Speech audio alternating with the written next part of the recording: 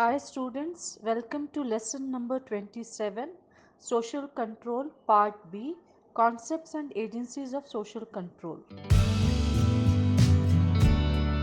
Introduction. The study of social control is an important facet of sociology. Social control is the control of society over the individual. It is a unifying factor in the study of human behavior.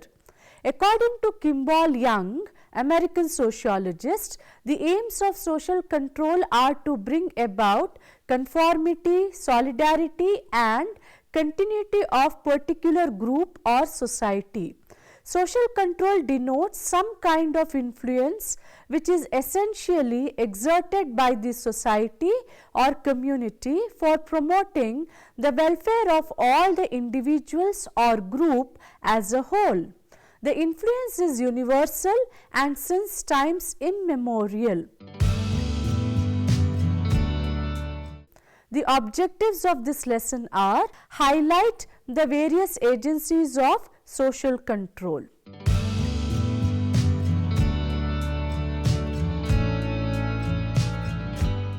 Church and religion. Church is regarded as an institutionalized expression of religion. It serves as an agency of social control. In the past, church was a powerful agency of social control for quite some time. The church and the priests were held in high esteem. The authority of the church was recognized and accepted by the people. As a result, nobody could disobey its order.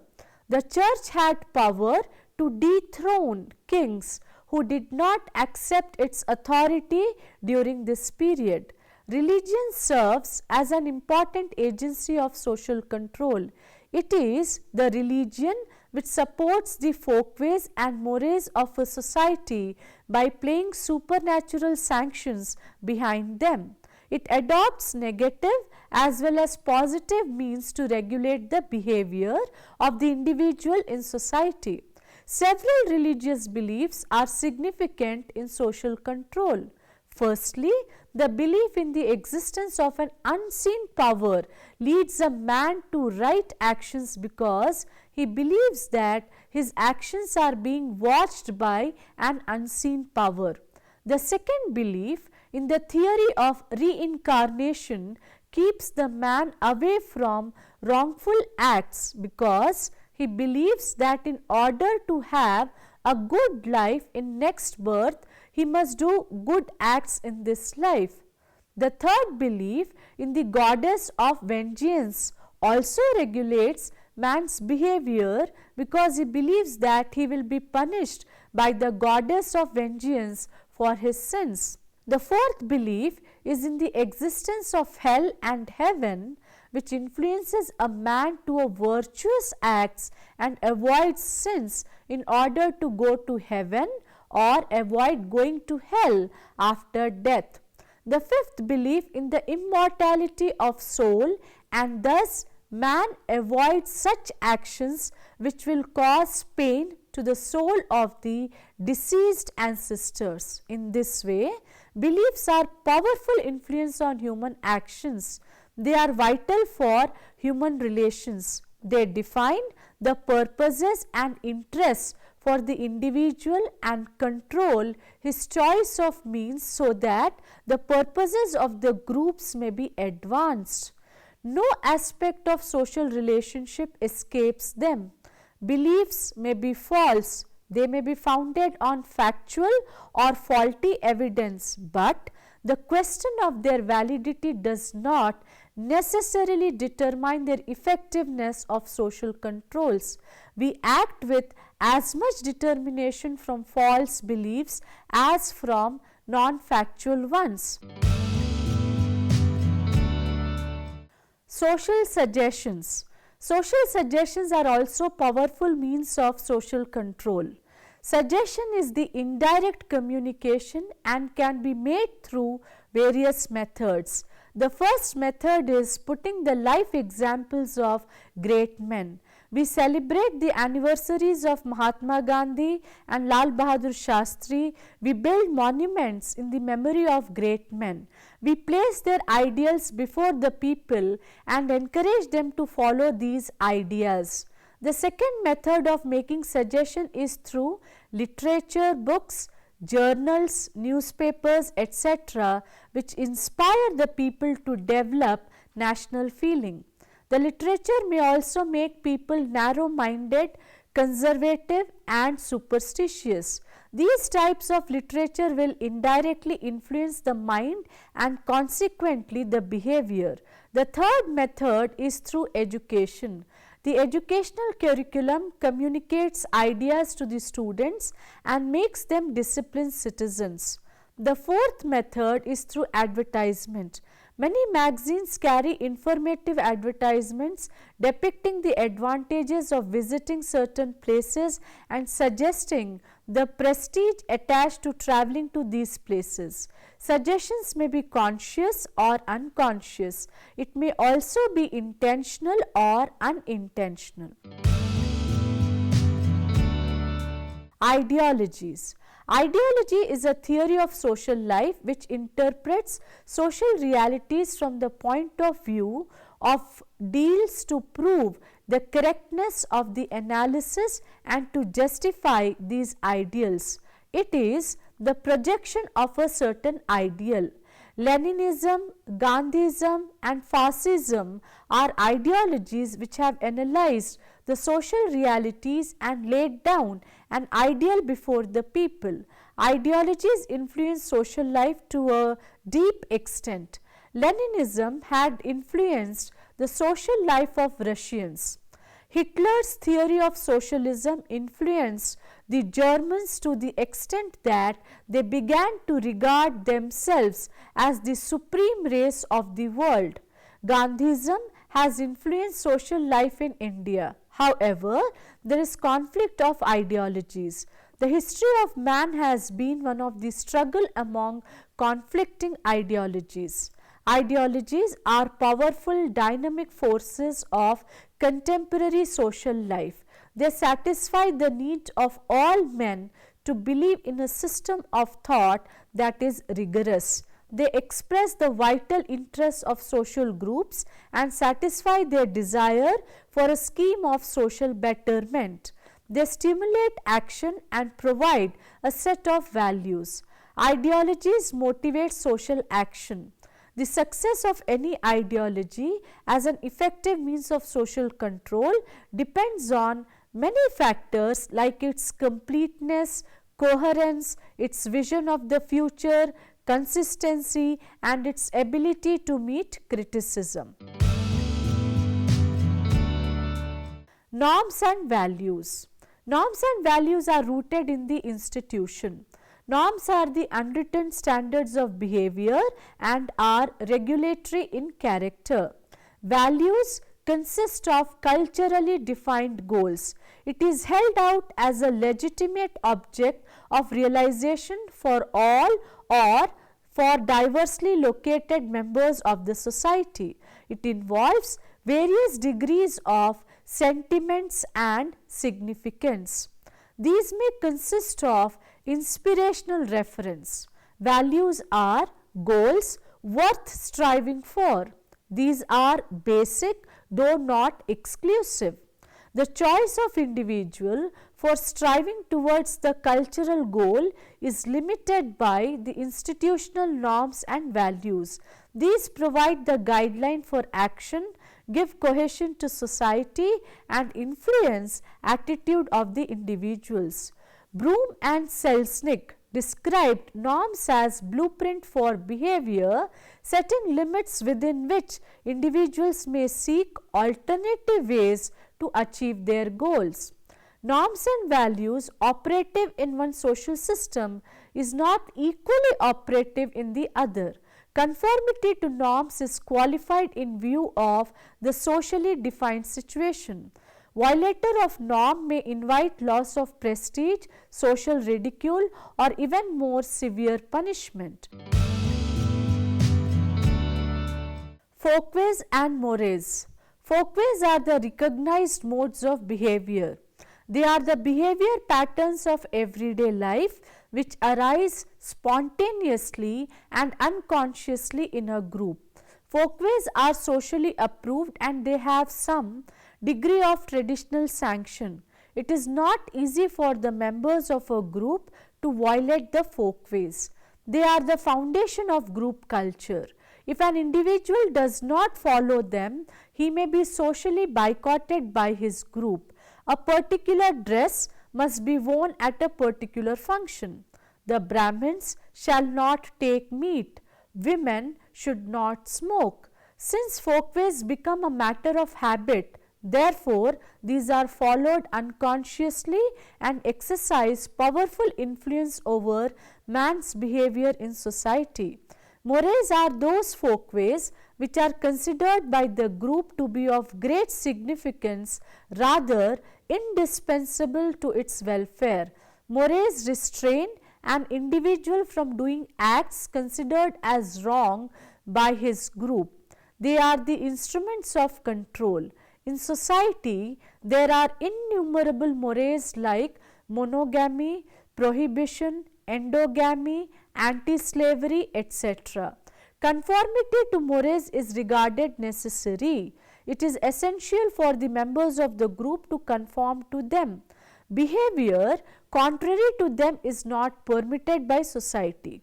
These are strong ideas of right and wrong which require certain acts to forbid others from doing it. Mores is used to denote behavior patterns which are not only accepted but are prescribed. Thus, mores control man's behavior in society to a very great extent. Customs. Customs are the long established habits and usages of the people. They are those folkways and mores which have persisted for a very long time and have passed down from one generation to another. They arise spontaneously and gradually. There is no constituted authority to declare them, to apply them or to safeguard them. They are accepted by society. They are followed because they have been followed in the past. The importance of custom as a means of social control cannot be minimized. They are powerful and regulate social life to a great extent. They compel the individual to conform to the accepted standards.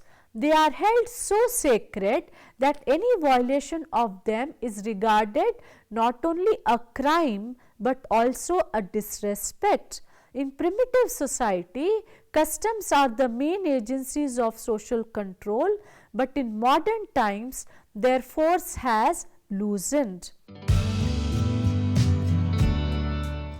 Art and literature. Art in its narrow sense includes painting, sculpture, architecture, music and dance. Literature includes poetry, dream and fiction. Both art and literature influence the imagination and exert control on human behavior.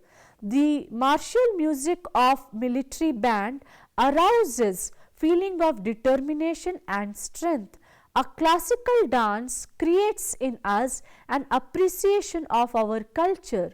The statue of Mahatma Gandhi teaches us the virtue of simple living and high thinking. A painting may arouse in us a feeling of sympathy, affection and hatred. There is always a close relationship between national lives. The civilization of any specified time can be judged by an examination of its arts. Artists have been called agents of civilization. Literature also influences human behavior in society. A good literature possesses an indefinable quality which makes it live through the ages. For instance, Ramayana, Bhagavad Gita and Mahabharata are classical work of great social value. Jean-Jacques Rousseau in France has tended the French Revolution. Charles Dickens, English writer, changed the entire school system in Britain by writing David Copperfield and other of his books. In this way, both art and literature exert control through their influence on the human imagination. Humor and satire. Humor is also a means of social control. It assumes various forms depending upon the situation and purpose. It often serves to relieve a tensed situation. Sometimes it is used with a bad intention to devalue others without a reason. It is also used to gain a favorable response. Humor controls by supporting the sanctioned values of the society. Through cartoons, comics and reports, it can support the values of the society in a form that is light in spirit but effective in control. Satire employs wit and ridicule as indirect criticism of actions felt to be vicious and socially harmful. It exposes by ridicule the deceptiveness and danger of behavior. Thereby, it causes the people to give up their vicious and harmful actions. Public opinion. The influence of public opinion as a means of social control is greater in simple societies. In a village, the people are known to one another personally. It is difficult for a villager to act contrary to the public opinion of the village. Public opinion greatly influences our actions. For fear of public ridicule and criticism, we do not indulge in immoral antisocial activities. Every individual wants to win public praise and avoid public ridicule or criticism. The desire for recognition is a natural desire. It has been asserted that the greatest efforts of the human race are directly traceable to the love of praise. Persons behave according to social norms to win public recognition or at least to avoid public ridicule. Thus, public opinion is one of the strongest forces influencing the behavior of people. Public opinion is very powerful in the democratic age. It not only controls the behavior of people but also controls the government. People these days are more concerned with the opinion held by the public. Fear of public opinion in general makes people control their conduct and behavior. The state controls the behavior of the people through public opinion and molds people in favor of its policies. It forms public opinion through various media like the newspaper, cinema, radio, television, etc. Propaganda. Propaganda is a systematic attempt by an individual or individuals to control the attitudes of people through suggestions and consequently their actions.